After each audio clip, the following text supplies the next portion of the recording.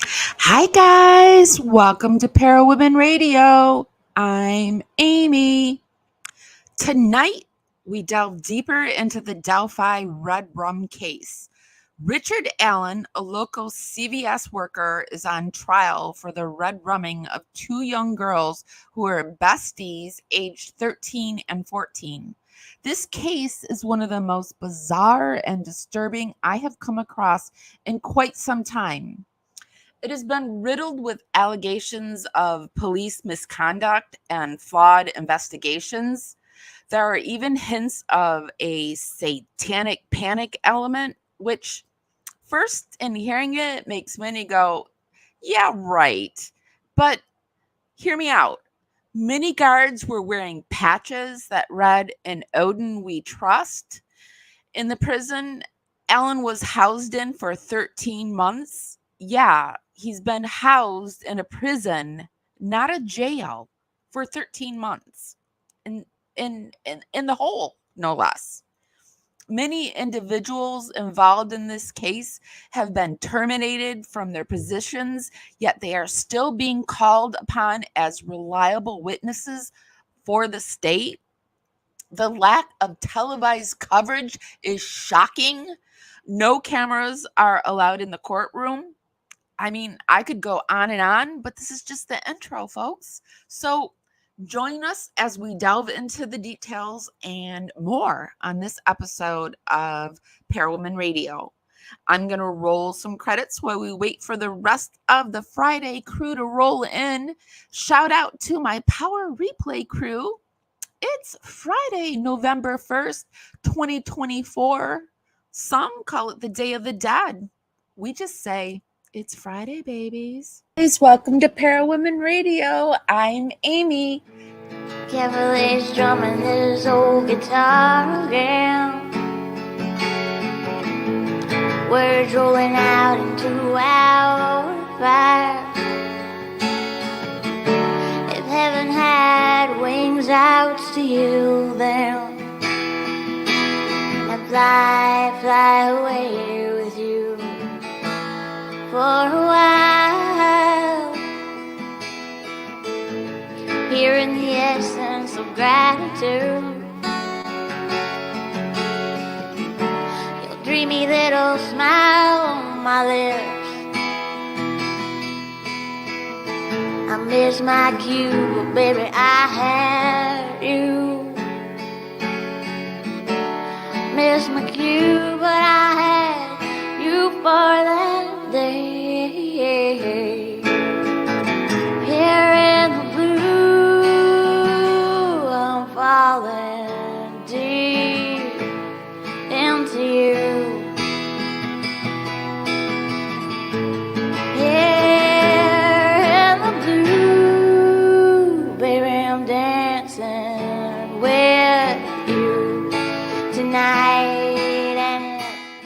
Here in the blue, baby, I'm dancing with you tonight, and it feels really good. I love my Fridays with my power crew. How's everyone doing tonight? Hi, Heavenly. Hi, Chris C. It's good to see you two in here. Heavenly and Chris C are my mods, and they're fabulous at what they do. And I want to say a huge shout out to them and to thank them for all that they do for Parawoman Radio. Oh, man, I've had a painful day today, you guys. The change of the seasons sometimes just makes my body go, no. But then I'm so happy that it is the change of the season. And you say change of the seasons, it's already fall. But in Florida, it's just now becoming fall.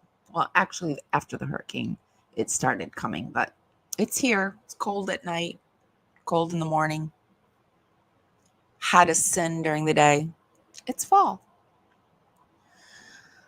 Okay, babies, let's get into this. This case disturbs me on so many levels, in so many ways, and I just can't seem to stop talking about it. I started talking about it on Sunday of last week, and then I went Sunday, Wednesday, and Friday. No, did I do? thought I did more. I thought I did 4, but maybe this is no, only number 3. Okay, so I just can't stop talking about it. I am very concerned about it, and I just need to talk about in this very beginning why I'm feeling this way. And I was thinking this because I cover the Gypsy Rose Blanchard case quite a bit. And I was thinking, if this case doesn't shock and horrify you, then you need to just, like gather up your little blankies and your hankies and go sit at Gypsy Rose Blanchard's feet and get your money out. And I want you to start feeding her money hole that spits out stories that sound good to the senses and sensibilities. And I think that's what many want to. They want to believe someone couldn't and wouldn't plot and plan the unaliving of their mother. And she's a really good actress. And if you only catch 1 or 2 of her acts, then, you really don't know. But she soothes your worries at night and nobody wants to be horrified. And this case is even more horrific. Because Richard Allen, and I'm just going to list off these things that I'm horrified by. I don't know if Richard Allen is guilty or innocent, but the fact that he's being treated this way should horrify you. So Richard Allen was hauled off by the police, having decided after 5 years and shoddy police work that this man was guilty, and he was hauled off to a prison, not a jail, a prison, and put in solitary confinement the whole 13 months that he's been housed there. Before he was hauled off, in his interviews, he was adamant at the police station that he did not do this. Like, very adamant. You can do anything you want. I'm never going to say that I did this and leave my wife out of this. Adamant. Couldn't break this man. So off to prison this one went before he was even convicted. Well, then he was arrested and hauled off and put in solitary, fed medications, and basically drove crazy.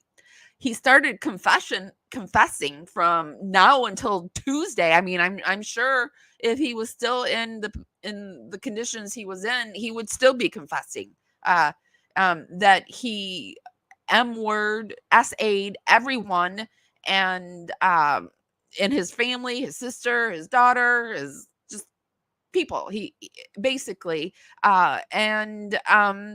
so bingo, he confessed, but they got what he wanted. But meanwhile, he started drinking his urine and eating his feces and toilet paper. But, he's just pretending with that stuff. He's just pretending and faking to get attention. And he says he's going to unalive himself. So, many say, well, he said he was going to unalive himself. So he's kept on, S-Watch. And, if he would just stop saying that he wanted to off himself, that he'd be taken out. So, like, basically, don't say how you're feeling. Don't say that you don't want to live anymore, even though you don't want to live anymore. Just, so you can get out of this hole that they put him in. But they were never going to take him out of that hole. And, meanwhile, he has a psych doctor treating him in this hole. But this psych doctor is like all about the case, and she's combing and following the true crime boards before she even takes this job. She's one of the ones that was fired, by the way. Richard Allen is put in this isolation. And did I mention that he was in legal limbo at this point as well for about 2 months, where he didn't have a judge, he didn't have representation, and he's in this prison for about 2 months. So he gets this psych person who's the only person he can talk to, and she's like a narc, basically, because there is no patient-doctor confidentiality. So anything and everything she might hear or get him to say, she's got to go back and report it. And there's this weird Odinistic theory where the white supremacist group who has bastardized a pagan religion called Odinism gets into this. And there are guards walking, and it sounds so hokey. When I first heard this, I was like, oh, Lord, they're not going to try the satanic panic, are they? Well, it's not even, both sides have tried the satanic panic. And I said both sides. In the beginning, the state side was doing the satanic panic. But then they found Richard Allen. And so anyway, these guards are walking around with these patches that read, "In Odin we trust." I think there's 3 of them. And these guards are on the stand saying they heard him confess. But some of these guards have been like fired and for lying. It's just, I feel like I'm telling you this like new crime TV series that's not true. There's more. The psych doctor was fired. The warden was fired. And now he's up testifying that Alan confessed to him. Yeah, it's a lot, you guys. It's a lot. And if you're not outraged, and none of it's being, somehow they've managed not to have any of this televised. There's people in, the only thing we have to rely on are people in there writing copious notes, and we're going to watch some of these people tonight. And if you're not outraged, I don't know. Then all I can say is you remind me of Gypsy Rose's little followers that aren't outraged by what she's done. He's basically being treated like an animal, and he's supposed to be considered innocent until proven guilty.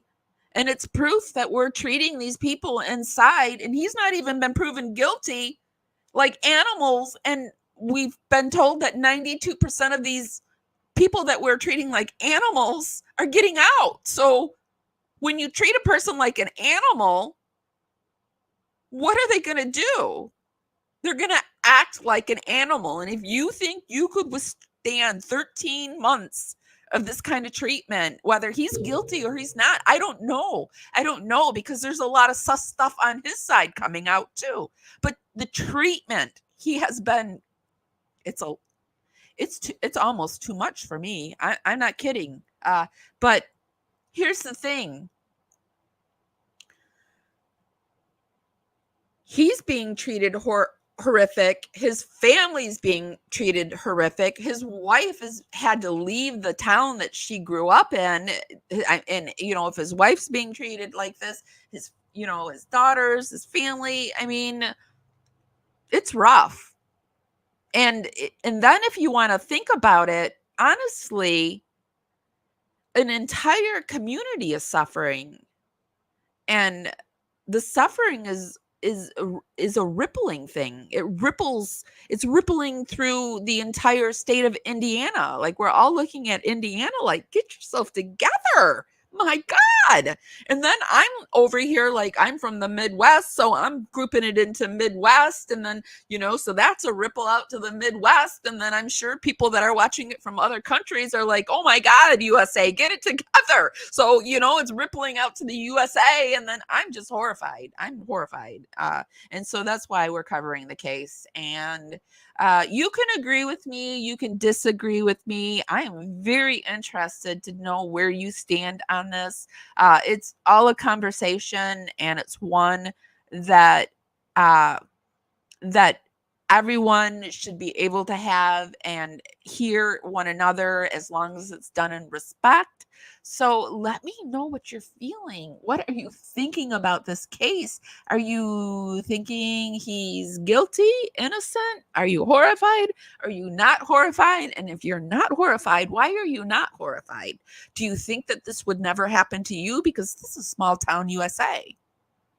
Most of USA is small town USA.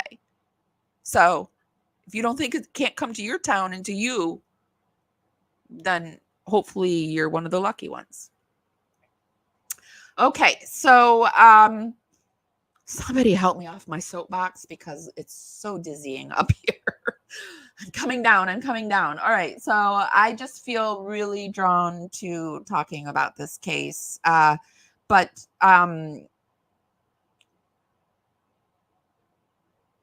to start out, the two girls involved in this case are these two girls right here. This is Abby. There's Abby and Libby. Abby is on the left and Libby is on the right. They were best friends. Abby was 13. Libby was 14. It was February 13th, 2017. They had the day off of school. The girls wanted to do something. They had a sleepover the night before. Libby's sister, they asked Libby's sister to hang out with her, but she didn't want to. Libby's sister, which I'm sure Libby's sister probably had to go into therapy over this. Libby's sister wanted to go hang out with her boyfriend instead, but she said, I'll drop you off there and I'll pick you up. And they said, deal. So these girls were dropped off for a day over on this bridge trail system called the Monai High Bridge in Delphi, Indiana. And they were off, exploring. Behind them right here in this photo is the bridge. And they were just kind of off exploring, having a wonderful day. And they came into contact with somebody. They do have video evidence, somebody on the bridge, a man. And the witnesses have not identified Richard Allen as being that man. In fact, they said the man that they saw was 5'10" or 11, and the girl was 5'7" or 8 that said this. And Richard Allen is literally 5'4". And when you're 5'7" or 8, I'm 5'9". You recognize when somebody's shorter than you, especially a man. I always do.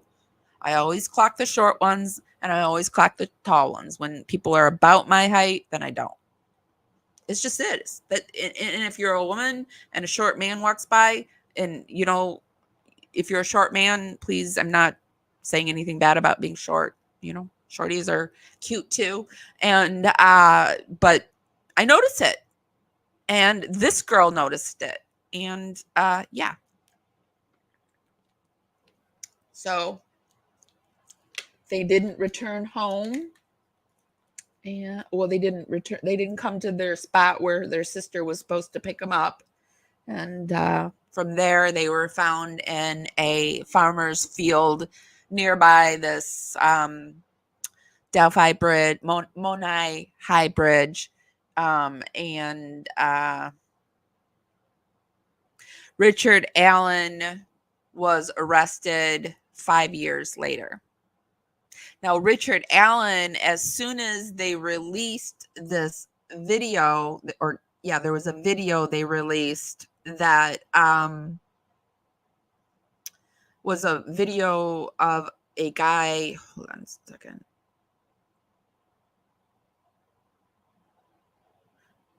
Let me make sure you're seeing it. I'm trying to switch it. Yeah, you can. Okay, so there was a video released. First, they released a still. The still is the second one from the left. And the one with the dark jacket on. That still was released. And Richard Allen was like, hey, I was on these trails. I'm going to come forward. He came forward as soon as the still was released, or I don't know if he did it when the still was released or before, or anyway, they went, and there was this ranger that went and took his information and then marked it as Richard Allen was cleared, and it got filed away. And then when they were trying to re-upload the files into a system 2 or 3 years later, Richard Allen came up again. They took it to a police officer, and then they arrested him. And here it is. And by the way, also these two composite pictures were drawn on the right.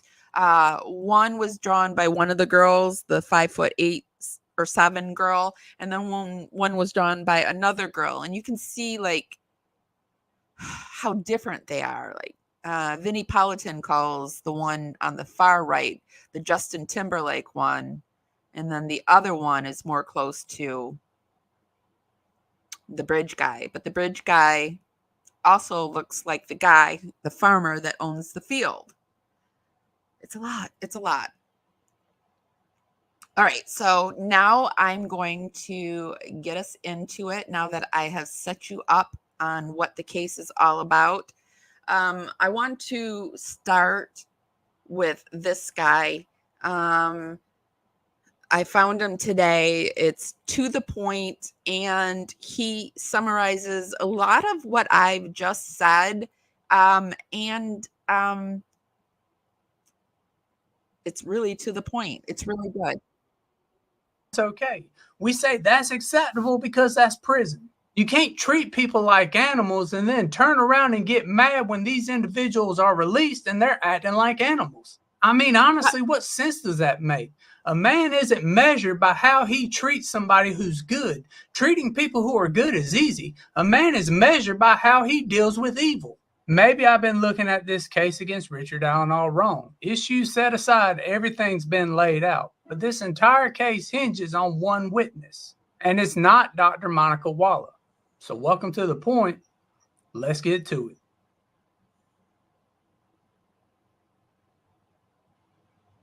Everything said here is alleged. Please do your own research, form your own opinion, and let me know that opinion, because this is an open discussion channel where we try to be fair. And if more fair coverage on this story and others is something you're lacking, subscribe to this channel and hit that like button down below. Because in order to be fair, we need to see this as the jurors are, not how we're seeing it from the outside looking in. So who's this key witness and what has the state shown? To me personally, timing is everything, and timing is certainly essential within this particular story. And I feel like the vast majority of y'all would agree with that. And the 2:13 p.m. Bridge Guy image is a key part of this particular timeline. We know Richard Allen was at the park. He said he was at the park. Law enforcement is trying to say he was at the bridge. But we know the issues with the witnesses when it comes to who Bridge Guy was. Betsy gave one description while Sarah gave another, and those other witnesses gave a description that was completely different from the previous two.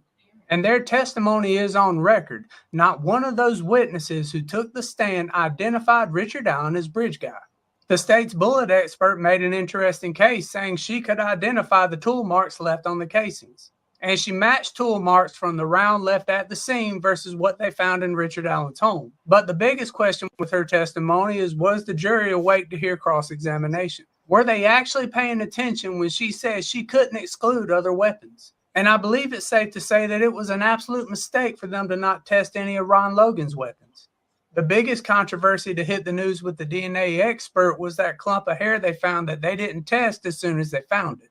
And the fact law enforcement said they were looking for a male suspect is a huge error. But let's be honest, the list of investigative errors in this particular case is way too long to list, especially in one video, which has a lot of people saying the investigators screwed this whole thing up. Richard Allen's the guy. He confessed on a recorded line, and I trust law enforcement not to get this wrong. Which is fine. If you want to blanket trust law enforcement, then you can blanket trust law enforcement all day. This is a free country. But I'm a skeptic, and I want the proof. But those recorded confessions were intended to be the final. And I'm a skeptic in this too. And like people are saying, well, I guess you just like all these confessions, you just, don't believe. Well, they're coming from people that I don't believe.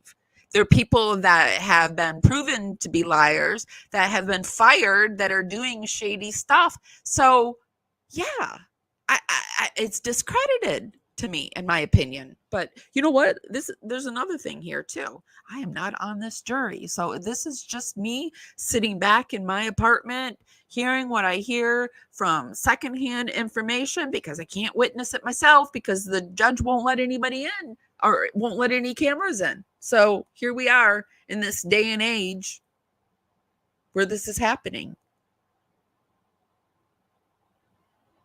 Final blow in the state's case against Richard Allen. And at or around lunchtime, I was like a lot of y'all, seeing these headlines pop up in our newsfeed. Richard Allen confessed to his prison psychologist. Richard Allen made confessions to his prison therapist. But like everything else in this case, we have controversy with her. But let's be clear about a couple of things first. Richard Allen did say those things. He did confess. It was recorded. That 100% did happen. But y'all, they broke that man in prison. They took a man not convicted of a crime and placed him in solitary confinement, where people were calling him a BK. people were telling him that he needed to pass himself away. They broke that man, they got a confession, and then they tried to say he was faking it. That's the story they want us to believe. And if that's something you believe, please feel free to let me know. And that testimony from the prison staff. I think he's a lot like me. I seriously want to know why you believe it. Why you believe that it's okay to put somebody in a prison. Is that how we're going to start?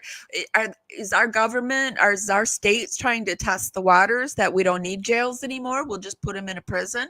We'll just put them in solitary confinement in a prison. Is that what we're going to start doing to people now before they're even convicted? Just get rid of the jails. We don't need the jails. We'll just put them all in prisons. Was a litmus test for your humanity, and that's the only way I can see it. If you sat there and heard that testimony and you weren't bothered, quite frankly, something's wrong with you. You need to call a priest, you need to drink some holy water, and you need to get some scripts. I 100% agree inmates need to be punished. But what good are we as a society if we say that's okay? We say that's acceptable because that's prison. You can't treat people like animals and then turn around and get mad when these individuals... And I am somebody who believes that they need to be punished, but not in a way where we shove them down into a hole and allow them to drink their toilet water and eat their feces and put in a psych doctor who is combing the boards, even the boards, like the Reddit boards and stuff like that. They were like, you're too involved, relax, calm down, oh geez. I just are released and they're acting like animals. I mean, honestly, what sense does that make? A man isn't measured by how he treats somebody who's good.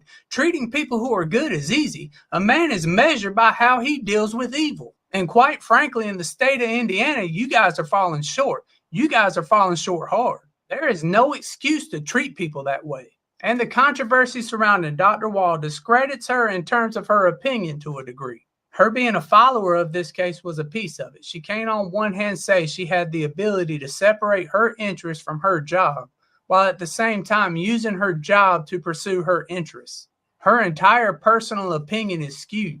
Quite frankly, that's not how this is supposed to work. You were a paid professional. Be professional.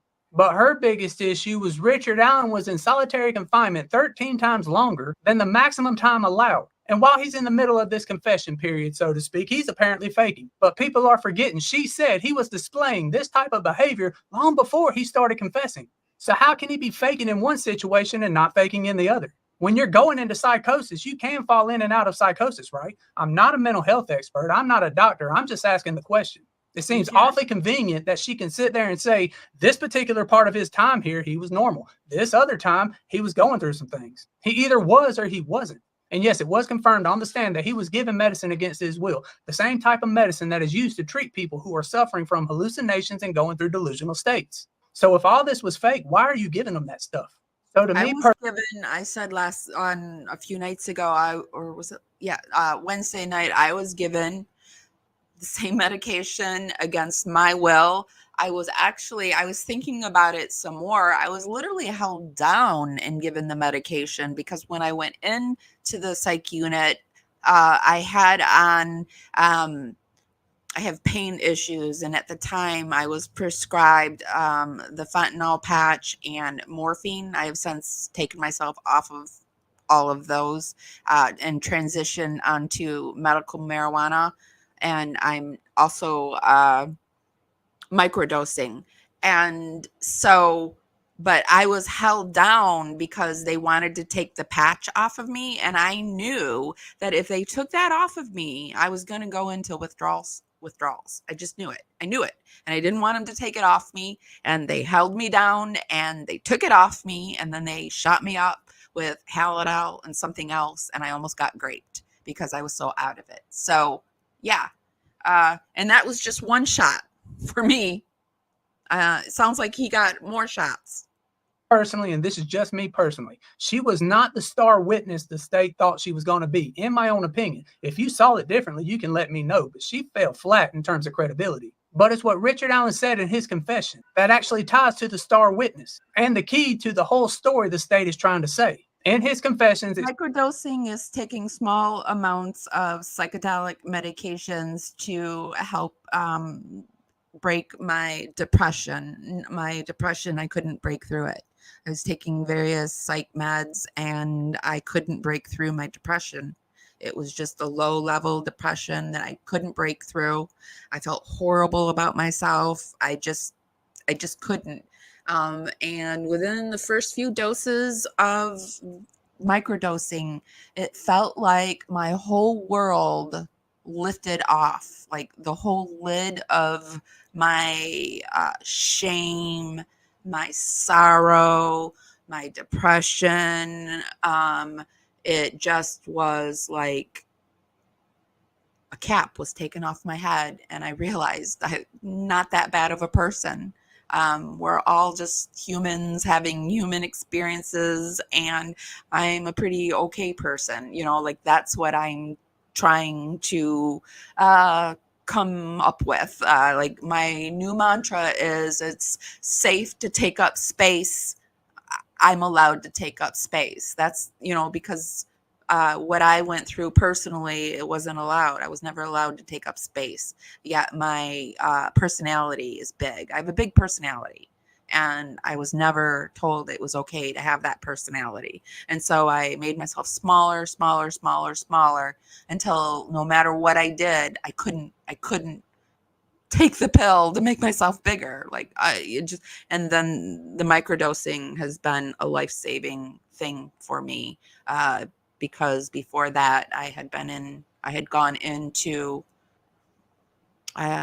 treatment like 4 times because I wanted not to live anymore.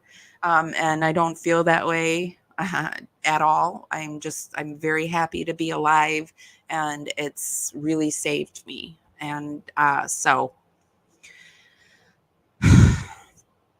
that's the long explanation of what microdosing is. And I go through a company. It's medically prescribed, and I go through a company called Joyous. excluding the behind the scenes stuff, and this won't take long for those of y'all that already know, Richard Allen said he went to go visit his mom in Mexico, Indiana. He declined a lunch invitation, had a few beers, and hit the trail. That is where he found Abby and Libby. He also said he fumbled with his weapon at the bridge, and that's how they were able to locate that round. And I already know that doesn't make sense. But he ordered the girls to go down the hill where he had intended to commit SA. But he goes on to say that a van startled him. And he did what he did to Abby. Hold on. This voice started coming over my speakers. Sorry about that.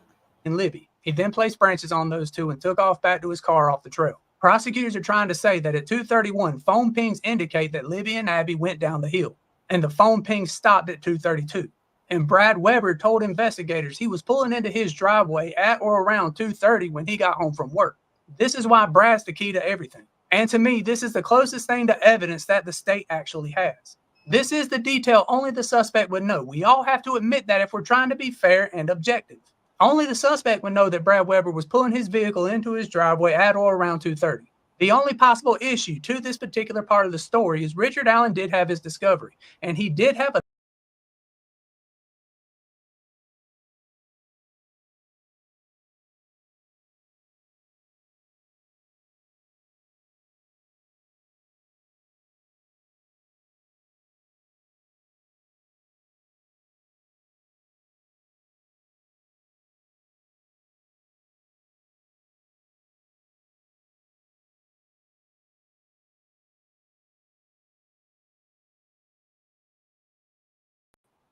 Sorry about that, you guys.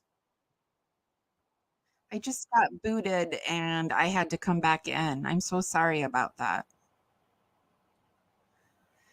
Whew, okay, let me get my screen back up. I got booted and it stopped, and now I'm back, and I gotta get my screen back up. I'm sorry. told investigators he was pulling into his driveway at or around 2:30 when he got home from work. This is why Brad's the key to everything. And to me, this is the closest thing to evidence that the state actually has.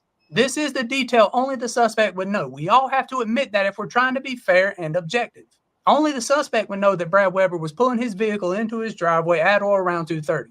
The only possible issue to this particular part of the story is Richard Allen did have his discovery, and he did have a therapist who was feeding him information that she was reading online. So it isn't out of the realm of possible that he had learned this piece of information from her. And since she has no notes and none of this was apparently recorded, who's to say she didn't say it? And he also didn't start making all these confessions until he had that discovery. At least that's how I heard it. Now, if I'm wrong, I'm wrong. You can let me know down below. And of course, the defense is going to do everything they can to attack this particular part of the timeline, because this one witness, that last eyewitness, is the key to everything. With him, the state has a case. Without him, the state continues to have absolutely nothing, and they don't have much to begin with. And the only real question right now is, will this particular piece of the story hold up? Now, for some reason, and this is absolutely crazy, when Brad was pressed on the stand about his location, he absolutely blew up on the defense. And this is coming from content creators and legacy media. But clearly the defense has been wanting to speak to this guy for some time. So much so that instead of arguing with this guy on the stand, they walked up and slapped him with a subpoena. I mean, that's absolutely crazy. They subpoenaed that man in front of God and the jury all at the same time. So clearly they have reason to believe that Brad was up to some shenanigans, and he may not be where he told law enforcement he was. And all that being said, who's honestly lacking reasonable doubt right now? Just to me and me alone, this case has reasonable doubt to spare. To legitimately say you don't have reasonable doubt based off the evidence that's been presented. And I think that's the whole thing, is whether he's guilty or not, there's stuff in here that shows that, yeah, he could be guilty, but beyond a reasonable doubt guilty, not for me. Not for me. Nope.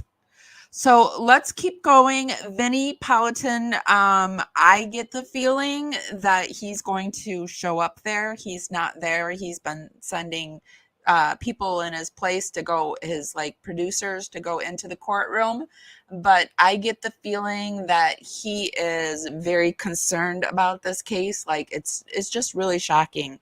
And he sounds like he wants to go to it. He says in this one, like, we'll see. It sounds like they're like talking about it, because this case is picking up traction. And I think it's picking up traction because it's so kooky that this is being allowed to happen. Be sure to give this live a thumbs up, guys. Helps us dance out into the algorithm, party out there, and bring more fun and interesting people and open-minded people back to our party. It's just a free way to help me out, and it's really, really appreciated. Just the image, asking for the public's help. And once they release that image, Richard Allen calls the tip line. Right. To say that he was there. Now they got a bunch of tips. I would think this would be a big one, but apparently the police there are overwhelmed, and they have a guy who. So what we're looking at here is this is who on the left, this is who they call Bridge Guy. And this is the guy that you hear. There's a video of it. This is the one of the girls saw this man coming, and Libby had the foresight to film him. And so we've got some video, about 45-second video of him. You know, it's very not great video.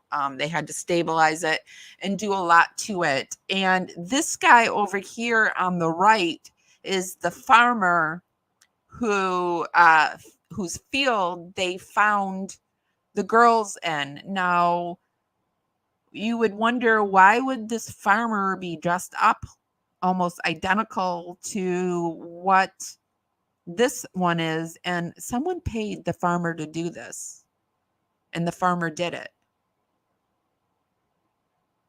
But the point is do you think the farmer looks like this guy?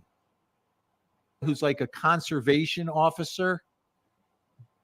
He's not like a real detective or a police. He's more of like rule out the fact that people are stupid enough to do dumb things in the hopes that this is going to prove that they weren't the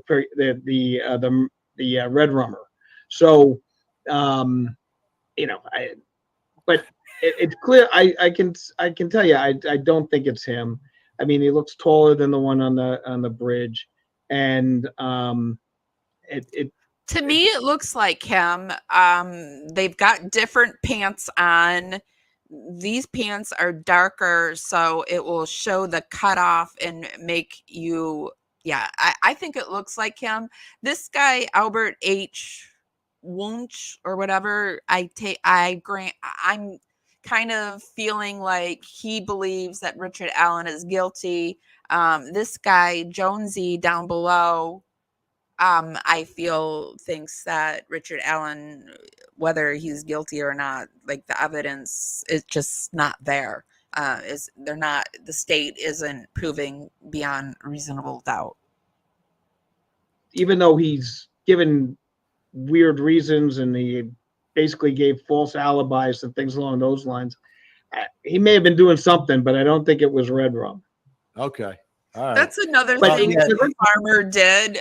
He gave a false alibi as to where he was.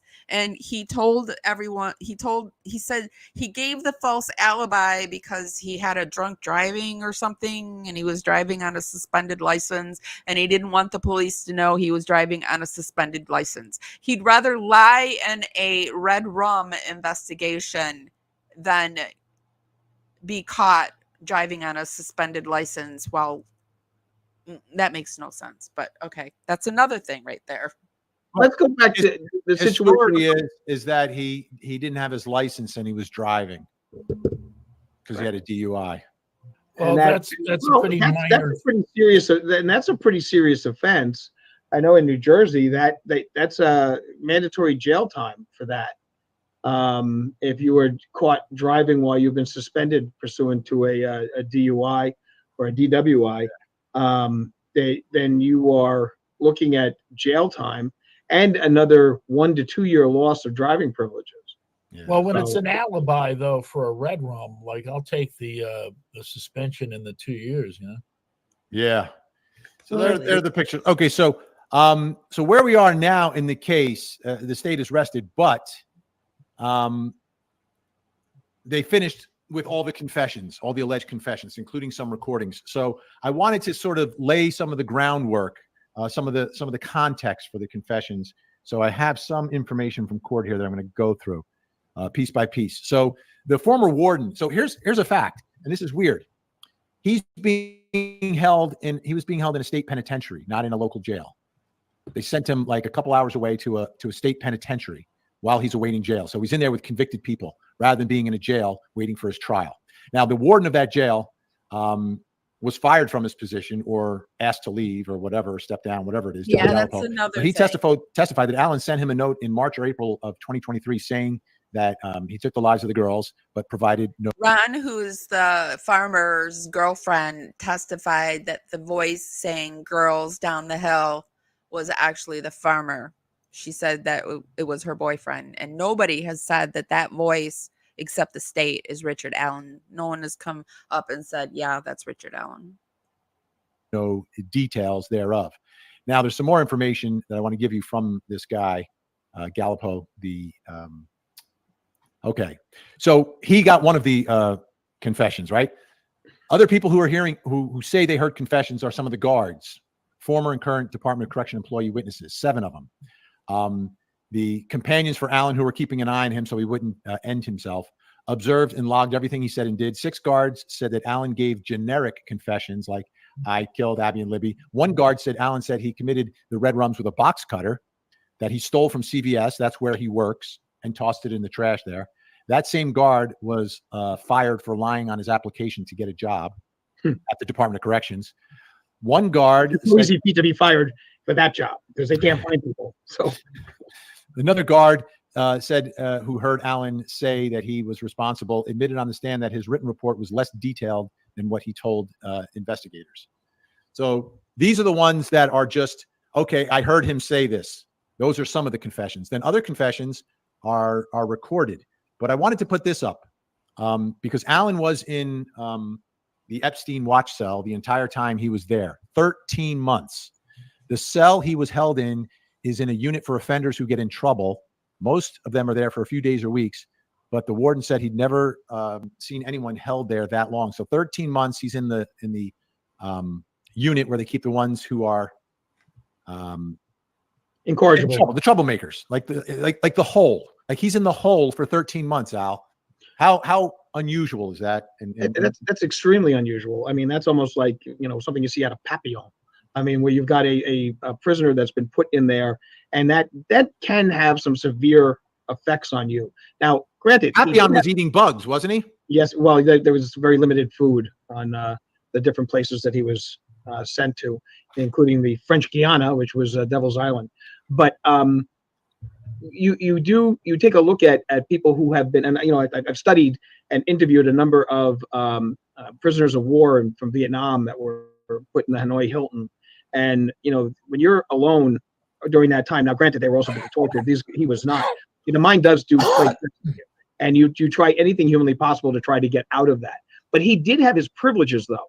So, I mean, he did have opportunity to use his phone, which, I mean, he probably used to his detriment. He did get a chance to go out and get by himself, but he would be able to walk and get fresh air, and he was able to access with people. He had, a psychiatrist or psychologist that was. Well, let's talk about her. Let's talk about this. Is Dr. Monica Walla, the prison psychologist, and she is the one who provides the most incriminating confession.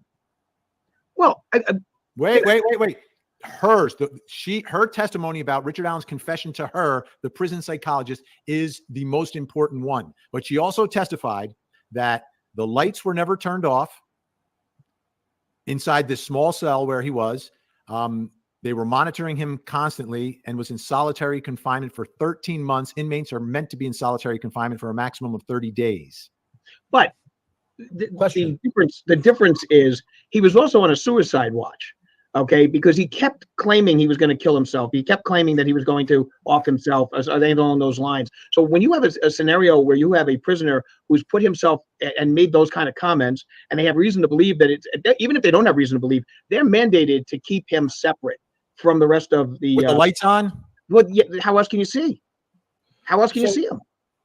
So I mean, Jonesy had a question. I can tell you this, in Bergen County, I'll just tell you this. So you get what you get when you want to unalive yourself. You get put for 13 months in a room with the light on all the time. You get what you get in prison. Anyone that's on self-offing watch, unaliving, is stripped and is forced to wear like a schmata that they have on that cannot possibly be utilized as a device that could possibly take one's life. So, that's the way it works in most of the jails that I deal with. That's what they do. And they're in a room with the lights on because you cannot, and you're supposed to be watching them, monitoring every 20 minutes. And they have. He was in there for 13 months, not 43 months. He was in there for a year and a month. And he was not proven guilty yet. He was sitting in prison for a year and a month.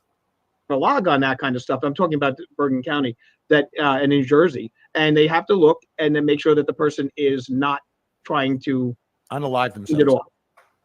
So if he keeps making those complaints and those threats, I don't see how they could they can't put him back and mainline him. They can't mainline him. He can't have a roommate because he's a danger to himself or others. They never were going to. It's the only way you can see if he's doing something. Go ahead, Jonesy. So this came up in the Menendez. No problem now. This came up in the Menendez case. I always thought there was a psychologist-patient privilege, and I was thinking, well, maybe it doesn't exist in prison, but it did come up in the Menendez case when Eric admitted to a psychologist what happened. It doesn't. So there is no privilege in prison. Well, I'm going to bop us forward a little bit. It's a fact that only 3 people would know. 2 of them are gone. And the third is Richard Allen, the Red Rummer. Right. So that's why this one's so important. And that's significant. And that is a significant part of the state's case. Yes. Because you see what ends up happening, I'm not sure people are aware, but when there is a Red Rum, they will release certain details about the matter, but there's certain stuff that they will not put in the newspaper. Right. And then when they have a conversation with someone who's a suspect, if that person fingers something that was not put out or was not well known or was not publicized whatsoever, that's a heavy clue. It also gives them the ability to discard people who are coming in and confessing just for no other reason because they're just nuts. It's a high-profile case. Right. And they want the publicity, so they'll come in and they'll say yes, and I used a fillet knife, and they'll say, well, this was a serrated edge, and nobody had that in there, and everything else, so we know it's not you. So it's a significant fact, and that's really the straw that's stirring the drink of this case. That and the 61 confessions, and not to mention the phone conversations with his mother, phone conversations with his wife, and well, let's get to the phone conversations now. Okay. So some of these alleged confessions are people saying what they heard, but there's also ones that are recorded. And this is one of the early ones. And Caitlin Kendall, incredible reporter for RTV out there in Indiana. You should be following her if you want to follow this case on Twitter. Here she recalls one of the phone calls, and this is to his wife, Kathy, on November 14th, 2022. So this is one of the early ones. Some of the other ones, including the psychologist, are in the spring after he's been in solitaire for quite some time. The phone call begins with Alan telling his wife, Kathy, that he's sorry, but he just needs her to tell the investigators that he will tell them whatever they want. Whatever they want me to say, I'll tell them, commented Alan on the recorded call. I don't want you to worry about me. All I do is worry about you, said Alan. He then referenced wanting to unalive himself. Alan could be heard crying during the call. His wife, Kathy, attempted to console him by saying, you're okay, you're okay, she said. Then they tell each other how much they love each other. I wish I could see you one more time. I'll see you in the next life. I will. You take care of the family for me, Richard told Kathy. What are you hearing here, Jonesy? What are you hearing in this conversation? What do you think? What do you make of this? It's hard to say. I mean, it sounds like he's basically saying that he did it, right? You're hearing it as a confession. Yeah. I'll tell them whatever they want.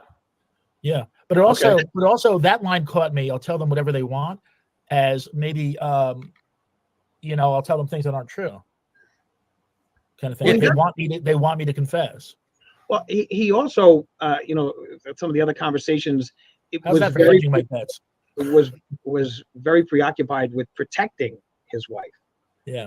I don't want you involved. I don't want, like things along those lines. It seems like he was being very protective of her. And by, confessing, that would then take the onus off of her, or the attention off of her, or anything else that could possibly happen regarding her, because we all know that in these kind of cases, the next of kin is generally going to be investigated, because what did they know? Did they keep this fact quiet or anything along those lines? So there is issues that could come into play, and I do think he was trying to protect her. Okay. The way let me say something else though, and again, more context. When he's a free man and he's being questioned in his interrogation, he denies it. He denies it to the point that he gets angry that he's being accused. Okay, it's very confrontational. He's very angry. He's admitting nothing. Once he's in custody, things change. That's all of these confessions are after he's in custody. Now, here's a phone call from the spring now, after he's been held in solitaire for all this time. The phone call starts with Richard Allen saying, hey, are you there? Yes, babe, says Kathy. I did it, said Allen. What? Questioned Athlete. No, I did it. Abby and Libby, said Allen. It's interesting that he uses their names. Yeah, well, this is a small town. It was a big story, and for 5 years it was unsolved. And then Kathy goes, no, you didn't. Alan, Richard, yes, I did. No, you didn't. You're not feeling well. Why did you say that? Because maybe I think I did. No, you didn't. You are messing with your mind. Don't you ever say you did. I think I did, said Alan. No, why would you say that? I think I did. I'll say I did. I don't know. Wow. Now what do you think of it, Jonesy? So that's a complete twist. It starts off with like sounding like a total confession, but towards the end, like with the I think, and I'll say. To me, I think sounds like somebody's been saying stuff in his ear. I did it. This sounds like a guy who's messed up. Sounds like the little red caboose. Well, okay. I have a different opinion. Sure. Okay. Josie, you done on yeah. What you think? Okay. Yeah. So my opinion on it is, at this stage of the game, he's starting to get nervous about a deep end. And he's starting to think about that. And what's the best way to get out of a deep end situation is to start feigning mental illness. And you start doing this, I'm crazy, I'm nutsy, I'm this. You start turning the phone calls into these kind of things where you're, basically talking to yourself. I did it. No, I didn't. No, I did. Yes, I did. Who said that? And you get to the point where you were trying to make yourself into a crazy person. Now, there was other stuff going on in the cell with him that is testified to by the doctor, the psychiatrist, and the prison shrink, and he's drinking toilet water, and he's eating feces. Okay, so I mean, And you've got paper. Like a you know, gun. that to me, and it's funny because when I was a prosecutor, we had a guy who was up on a bunch of charges and wanted to display that he was not mentally fit to go to trial, and he would take the feces from the toilet and smear it all over his face and his body and everything else, and then write on the wall, "I'm a crazy man." Okay, and believe it or not one prison shrink found him to be mentally unable to stand trial, and we did stand trial, and he was convicted. But you know, eating feces is actually a very, very good way to have people start looking at you a tad askew Yeah. as to your mental abilities. I think before I used the term impacted, and Allison Hallwell on Facebook says I used impact for a different reason. She said in medical terms, it's when someone is literally FOS with a little emoji, a little duty emoji. Thank you, Allison, on the job. So here's the end of this is the way the conversation ends. Kathy's response was, exactly, you don't know. There's something wrong. They're trying to get you to say you did. I want to apologize to the families, Richard says. Just don't talk anymore. I'm sorry. Don't talk anymore. I'm hanging up. Because she knows it's recorded. They both know. Yeah. So Al has a point there with the acting bonkers, if you will. Wacko. Wackadoodle. Like this Wackadoodle do. This is he's only bonkers when the state says he's bonkers, and when the state says he's not bonkers, then he's not bonkers. He's faking it. You know, this is the direct evidence in the case. Because Jonesy, the phrase is actually for him, wackadoodle poo, because then wackadoodle do is to go after human feces. There were other conversations where Richard Allen expressed he was losing his mind. He said he wanted to unalive himself and that he wanted Kathy to understand that he, quote, did it. Kathy repeatedly told Richard he wasn't well. I think I lost my mind. You should know I did it, babe. Allen added that he did not understand what was going on. Kathy replied, neither do I.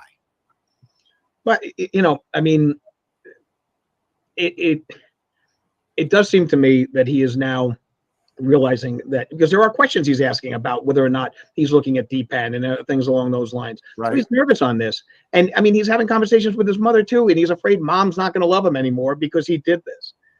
So the breakdown here is he malingering, right? Is he malingering this mental breakdown at the time that he is giving these confessions? And the prison shrink thought that and said that she found that he was that got fired. Kind of the prison shrink that was going on the boards at night and talking about him, the prison shrink that was researching him before she even took the job, that prison shrink. Okay. Rating and things along those lines. And the fact that, he starts out initially blustering and getting mad that, how, I didn't do this. I didn't do this. I always come back to the Shakespearean line, methinks she doth protest too much. And that, sometimes by being as forceful in it, as opposed to sitting there and going, listen, I can tell you how I didn't do it, because on that date, at this time, I was in such and such a place, or I was here and I have proof that this was a situation. You try to look at it from a standpoint of what is logically going to be the situation that you need to get yourself out of. He did that. He went forward and said that he was at that place because he said where he was. Anyway. You're always going to get the people who take bits and pieces and are like, yeah, we're going to take him when he's not lying, but all the other times he's faking it and lying it. But when he tells us what we want to hear, he's not lying. So let's keep going. I will put the link to everything that we watch and view during this live down in the show notes description over on YouTube. Today we're coming to you on YouTube, Facebook, and Twitch. Hi, guys. How's everyone doing? Hi, everyone over on Facebook. I see you. Thank you for the likes and the thumbs up. And so I will put the links in the description for everything that we view in the show notes over on YouTube. Okay, so moving along, I thought this would be interesting to look at. Here is this page. Lawyer Lee went to the Delphi, the Monet High trails, and she walked them to show us a little bit of what they look like and to show us how almost impossible it was for the girls to get down the trail, because they released more of the video of the girls when he says girls down the hill.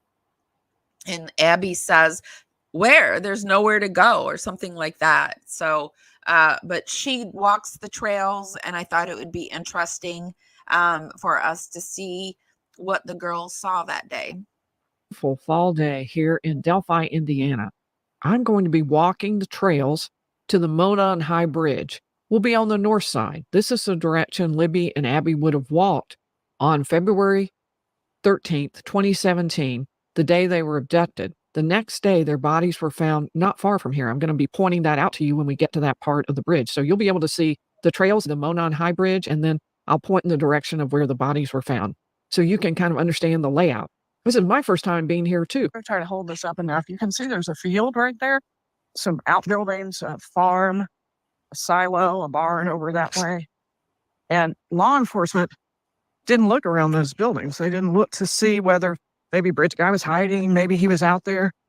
So they never really made an effort to do that. And the defense says, well, that's something that proves you weren't really doing an adequate investigation. And without doing an adequate investigation, you can't convict me because you didn't look hard enough to find the real people.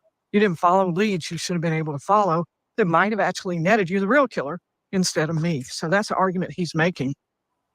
You can see here, we got the trail up ahead. I find it really interesting that there's all these lawyers that are doing this that are like really like, I don't, this guy, they would, like they don't believe that Richard Allen is guilty. I watched The Tilted Lawyer. He doesn't really believe it. I'm pretty sure Vinnie Politan, who I think was a he was a prosecutor, right? I feel like he doesn't believe it. The only lawyer that I've actually watched that, well, no, there's a few. No. Is she a lawyer? Her husband is I don't know. There's a few. I guess it's split down the middle. So it is just amazingly beautiful day. Run into so many people on here. A lot of people out on the trails today. And I can't blame them because it's really pretty. There's the field over there. One of the fields around here. A lot of agriculture, it looks like. This place is just stunning. Just really, really pretty. I'm enjoying being outdoors, even if there's a kind of sad purpose to it. And I really did want y'all to be able to see and feel like you were part, could understand what is around here and where things are and how they fit together.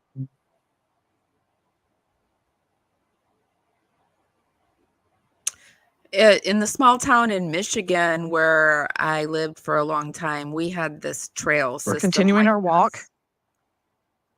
It is very nice. I have no idea how far ahead the Monon High Bridge is. I wondered. A guy I've heard people say it followed me took about into the systems, and he would stop when I would stop, and I was like, oh well, F this, and I just spun around. I wasn't all the way in the system like this, and I just spun around and I shocked him, and I just like came barreling out, and then he followed me out.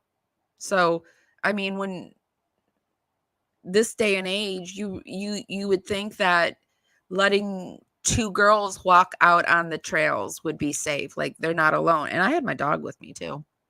You always feel safer when you have somebody or you have a dog, but I just think that this day and age, it's just hard to feel safe anywhere. Well, there were different estimates, somewhere between 9, depending on who you ask, and 20 minutes to reach the bridge. But I've stopped and talked to so many people, I don't really know how long they've been walking, so I don't have a good sense of that. I don't think it's been that long if I had walked straight instead of talking to people along the way. A lot of people here watching the show, and they recognize, oh, you have that YouTube channel. Yes, I do. And they're, of course, extremely interested in finding out more about it because this is their place. And these were 2 local girls who were killed. So these aren't just people from Delphi, but from the area around.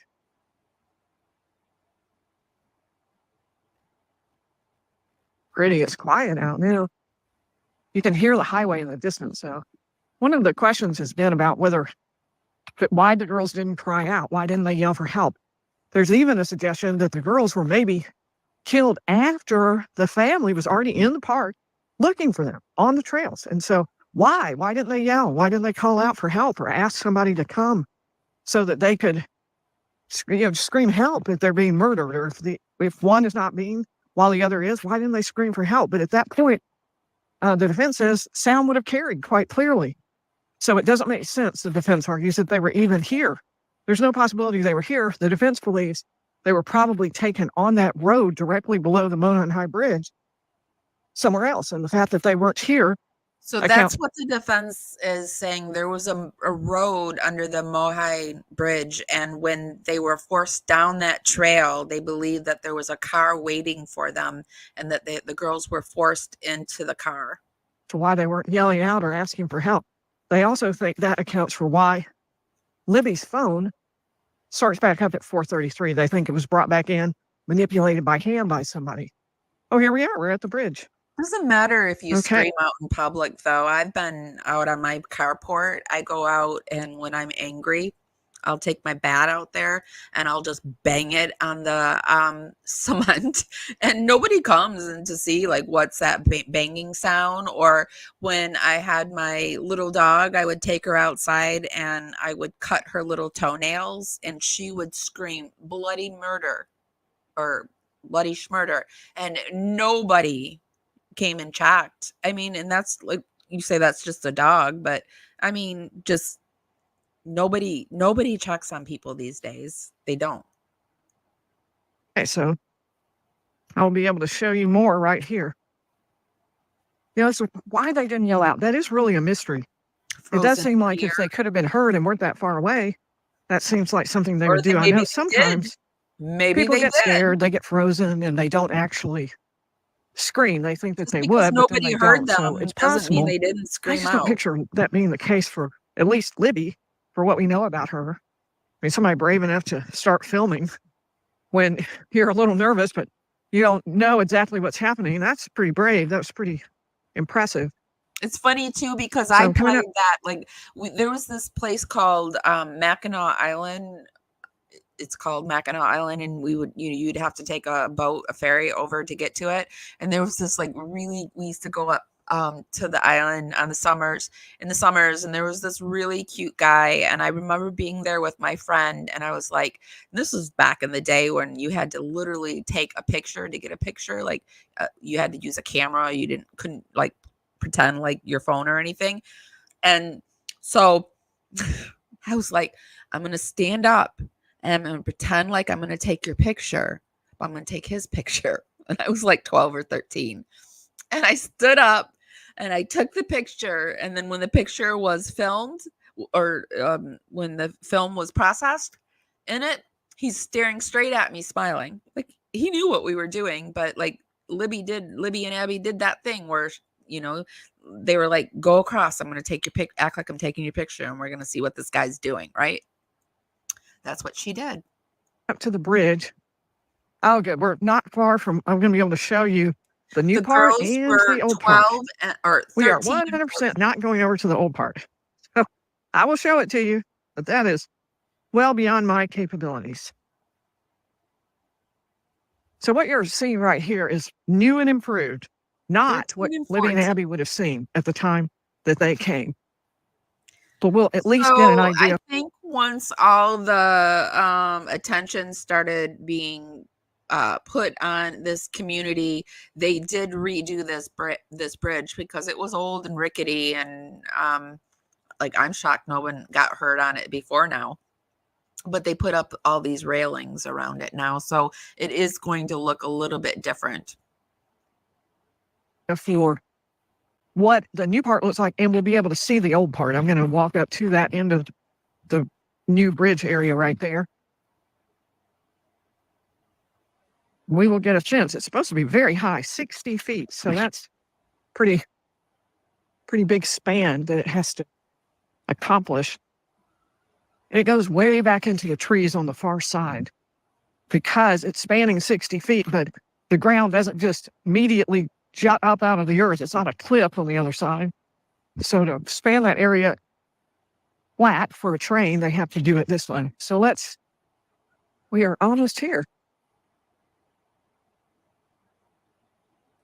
Beautiful, beautiful day.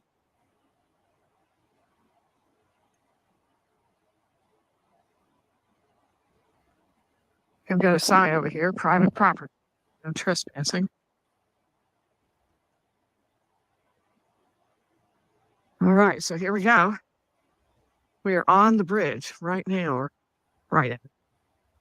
So wow, take a So look at obviously this looks a little bit different. It's very interesting too, because during this you will hear her say, like, Richard Allen said that he went on the bridge to look at fish, and everyone was like, you can't see fish from the bridge. Just watch. this. Look, first of all, at how steep that is. Can you even tell? That is crazy steep. Now, this is not where they were abducted. They were abducted on the other side. But you can maybe guess that that's about what it would have looked like. And there's the creek. Beautiful, beautiful.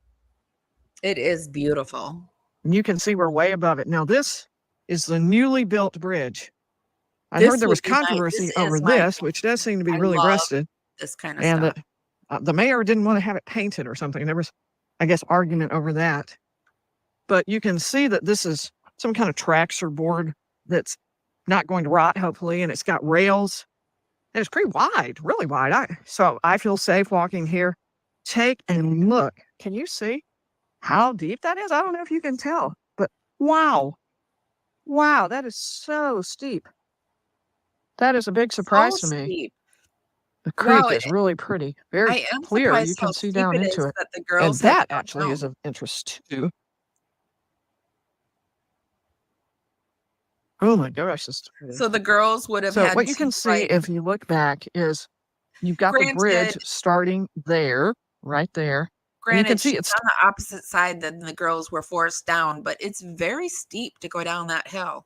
still over land. It's over a good bit of land right here before you get down to the creek, because they want it to be going in a straight, flat line, 0 degrees or very, very small incline, because it's a train going over it. So what we are seeing then is how they have to do to make it flat, to make it go straight right across.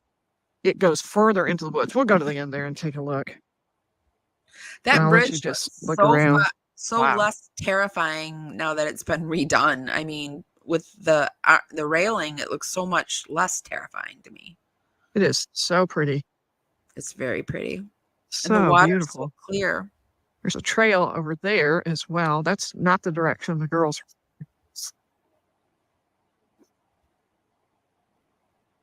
I'm wondering if that's the road there. I can't really tell. Maybe when we get further over. Now, one of the things the prosecution, I guess, oh my gosh, that is straight up and down. I think you literally couldn't go down right there. I don't see how you could. So off there in the distance, I've been told to go to the end, and then about 10 o'clock is where there's a direction in which the girls' bodies were found. Hi, Tony. I don't think I said Absolutely, hi to unbelievably beautiful. either. So hi, guys. And it's just so sad to think that in a place like this, 2 little girls were murdered. One of the things Richard Allen says he was doing, and oh, good. This is something good to see. Do you see this right here? This is the jut out where Richard Allen says he went to the first one. So this is the first one. And periodically you'll see they have those sticking out of the older version of the bridge as well. So Richard Allen says he walked out here and he was looking down at fish. And the prosecution has sort of suggested in the past, looking down at fish, how are you going to see fish from a bridge? But wow, this water is really clear. You could definitely see fish. If there were any, I'm not seeing any. Oh, wait. I see a fish. See? I see a fish. I don't know if I can possibly. So there she is, standing on the bridge, looking at fish. I don't think I can. Yeah, it's too bright. I'm able to see, but you can see that the water is very clear down there. So I don't think that was and the water necessarily a crazy was thought. A little I think it's higher. Possible he could have seen the fish. Because I think it's got to be a path. That can't be February. the road because it doesn't continue. And plus, I'm expecting the road to be a lot further back into the woods. So we'll go ahead and let me pick up my notebook here. And we'll Right walk here, on to the end. totally gets me bridge here. turned around. I was like, I was watching this earlier and I'm like, okay, I'm right here with her. I'm right here with her. Wait, I'm all turned around now. This direction, because this is the direction the girls head. And that's ultimately down that way. I'll kind of point and gesture where I think it was when we. here we are walking along the creek. This creek is Deer Creek. It's really curvy. Twists and turns all through here. So that's why directions are sometimes a little hard to tell, a little hard to understand. But it is a stunning place. Beautiful day. Oh, look at this. Some flowers here. Why are you thinking about Libby and Abby and just grieving what has happened? So, all right, we are at the end. You can now see the trestle where the girls were walking across. You see how crazy that looks? Let me pull it out. You can see there's a span. So in order to get over there, you would have to be a lot sprier than I am and a lot less clumsy than I am to crawl over to the other side. This new part, though, wasn't here. At the time Libby and Abby were on the bridge, it was all So like they're redoing the bridge, and they only could afford to redo half of it. So you can only go out half to the bridge. So she can't go all the way back there. She comes to the half but this is the half. They would have had to have walked on and went down into here and then went down the hill. I don't know if they went down this way or down that way. And then underneath here, there's supposedly a road, an old road that's starting to grow over. And many people think that there was a car there waiting for the girls. this. What you see right here, the wood, this is what it all looked like all the way across. And look how far back it goes in there. And you can see it's really overgrown. Let's go ahead and this would have been much more like what probably the whole back then. So it's really overgrown. Not many people are walking there because get there. And check out that Right? Why destroy it? the side area. It was on one of those that bridge guy may have been standing. You can see it sticks out to the side. I'm assuming so that if the train went by, people would have a place okay to to sign. start questioning I your thought- state I was and your expecting it to government. It's Pretty okay. small for the pictures I'd seen. There, up there. And then you can see on the other side how far above the ground this is. Look how far above the ground that edge is. I mean, we are nowhere near the ground there. So Libby and Abby would have walked all the way across the bridge. It was at the far end of the bridge that they encountered a bridge guy. And if there was anybody else, that's where they encountered them as well. And they were ordered down the hill. It was a steep hill, so steep that Libby said, there's not a path for me to go to. So she was obviously being asked to go down the hill, and she didn't really even see how it's possible Would have because it was been pretty like steep. There over wasn't a here. path. So she There's was another asking, what jut is, out, I I don't think. get it. So I've been told, now the girls were forced down the hill on this side of okay, the bridge on the over left here, side. I believe. And then what happened for sure, nobody knows. That's exactly what the case is about. There's a road. And then you can see on the other side That how was her cut, not my cut. far above the ground this is. Look how far above the ground that edge is. I mean, we are nowhere near the ground there. So Libby and Abby would have walked all the way across the bridge. Oh, It was at the far end of the bridge that they sorry. encountered a bridge guy. And if there was anybody else, that's where they encountered them as well. And they were ordered down the hill. It was a steep hill, so steep that Libby said, there's not a path for me to go to. So she was obviously being asked to go down the hill, and she didn't really even see how it's possible because it was pretty steep. There wasn't a path. So she was asking, what is, I don't get it. So I've been told, now the girls were forced down the hill on this side of the bridge over here, I believe. And then what happened for sure, nobody knows. That's exactly what the case is about. There's a road that goes under there. I tried to get to that earlier, and I wasn't able to get to it because it's marked as no entry and so forth. But the road runs underneath the bridge here. And so the defense says, well, maybe they were ordered into a car that was waiting down on that road down below. It's not a paved road there, I don't think. I think it's a dirt road, but it's still a road.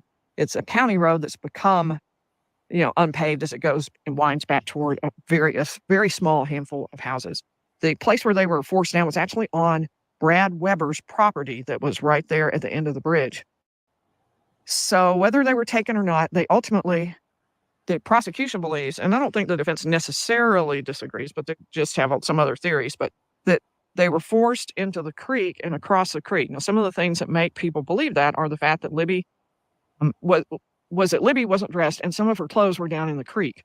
Abby was dressed. She was wearing some of Libby's clothes, some of her own, and they were wet. Her shirt, her jeans, and her sweatshirt over her shirt were both wet up to a certain line, and then the jeans were wet. So they believe they went across the creek, were forced across the creek. And then I've been told that at about 10 o'clock, so roughly there, on the far side of the creek is where the bodies were found of Abby and Libby. So you can see the creek down there. And when I get back, I'll try to show you that creek a little bit more. I have it too high. Okay. So you can see that whole area there. Pull it down I a little would bit think more. that they wouldn't have So been the area put in where the vehicle. they might have been, the area where they They found the were clothes found right there. was slightly more, was on this side of the creek and in the water on this side of the creek and a little bit downstream toward us, toward the direction we are here, than the bodies were. So it'd be sort of in a line roughly like this. If we take 10 o'clock, it would have been clothes right in there, creek, bodies right up there. Up ahead, above that, going up the hill is a cemetery. I'll go see that next so we can take a look at what that looks like. But this is the area where they were abducted. You can see that this would be not easy going across, and the older a person, the harder it would be. I mean, look at those.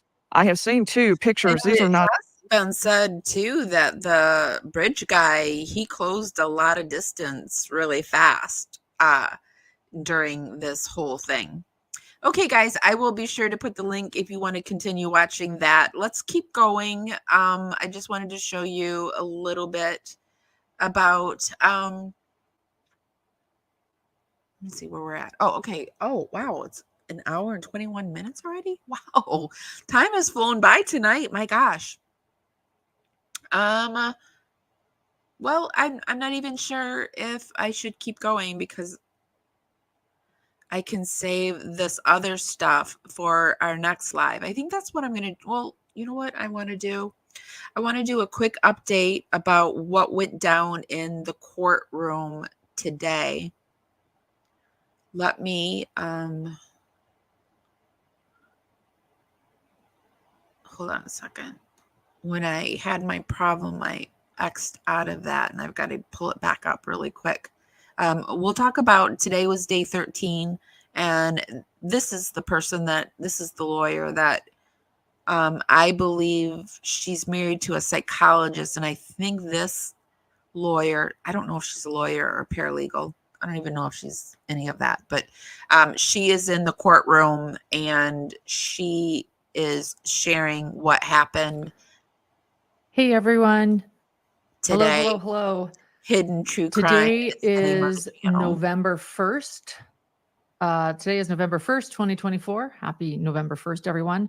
But we are going to go over right now, and why we are all live right now is we are going to go over October 31st, 2024 in the courtroom in Delphi, Indiana, when it comes to the So there Richard are Allen some trial. people, some creators that have managed to go to Delphi and are sitting in the courtroom. She's one of them, and she brings us daily notes, which, I mean, I'm really grateful for. And I'm covering every day. Officially today, we are a day behind. We're going to cover yesterday's day in court where the prosecution rested. And then, so right now, because of my traveling home, we're a day behind. I don't know, I might be able to go live tonight with today's, but it might be tomorrow. I'll just always note what day it is and what day we are covering at the beginning of every live. So just know that for the first time, officially, we're about 24 hours behind, but yesterday was so important. I have 41 pages of typed notes, and we are going to actually day get 16, to it. And I didn't realize that she was a day behind. So let's do this. I will make another time. Well, of course I'm going to cover this again. I can't stop covering it, you guys. I feel like I'm entrenched in it and I'm invested in it and I need to know what's going on with it. And it's like a bone. I'm like a dog with a bone. I can't put it down. So But she was covering what happened yesterday, so we're not going to look at her. Anyway, so I think I am going to wrap things up here with a neat little bow. What do you guys think? No, I don't think she is an attorney, now that you're saying that you didn't know she was an attorney. A journalist. Okay. A journalist and she's a journalist and her husband's a psychologist. That's what it is. Okay. Gotcha. Sounded wrong when I said it, so thank you for correcting me, and that's why I backtracked. Okay, guys, I think that's all I have for tonight. This is a traumatic case, in my opinion, an upsetting case. I think the state's blown it. They blew it. They blew it. And if they find him guilty on what the state has presented thus far, then this guy was never going to be found innocent anyway, in my opinion. But the defense has taken over, and we'll see what they bring us. I will continue to bring it to you when I see it. Thank you guys for being here. Thank you, Hollywood and Catherine and Heavenly and Tony and Main Chick Carrie, and who else did I see in here? Chrissy. And if I missed you, I'm sorry.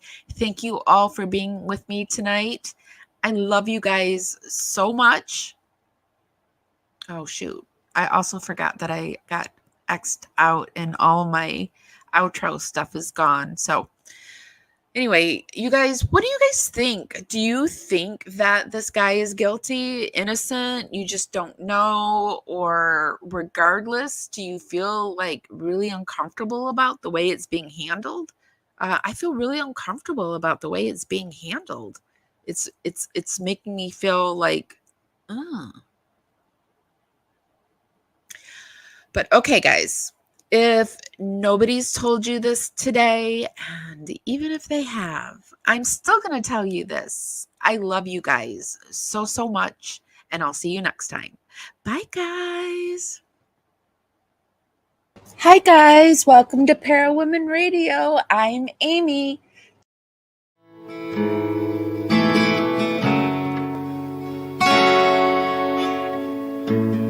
Carefully strumming this old guitar,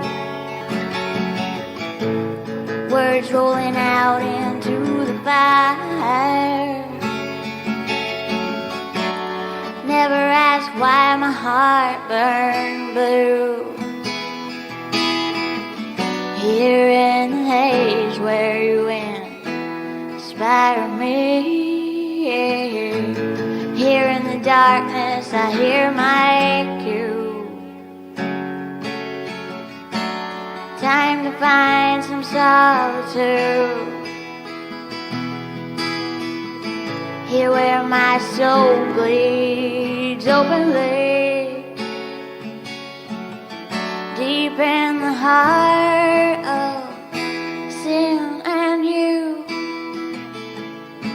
Here in the blue, I'm falling deep into you. Here in the blue, I'm dancing with you tonight, and it feels fine.